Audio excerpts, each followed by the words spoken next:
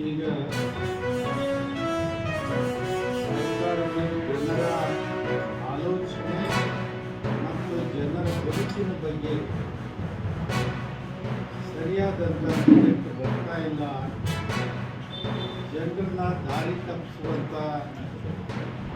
ಮಾಡ್ಕೊಂತೀರಿ ಅಂತಂದೇಳಿ ಮಿನಿಸ್ಟ್ರಿಗೆ ಸರ್ಕಾರ ಮಾಡಬೇಕಾದ ಮಾತಾಡಿದ್ದಾರೆ. ಅದು ಅವರೊಬ್ಬ ಶಾಸಕರಾಗಿ ಸೀನಿಯರ್ 2ನೇ ಬಾರಿಗೆ ಗೆದ್ದು ಶಾಸಕರಾಗಿ ಇಲ್ಲಿ ಒಬ್ಬ ಸಚಿವರು ಈ ಥರ ಮಾತಾಡೋದು ಅದು ಶುದ್ಧ ತಪ್ಪು. ಅದಾಗೆ ರೈತರಿಗೆ ಅವರೇ ರೈತ ನಮಗೆ ಇಲ್ಲಿ ಒಣಕರಿಗೆ ಬ್ಯಾಸಿಗೆ ನೀರು ಕುಡಿಯಬೇಕು.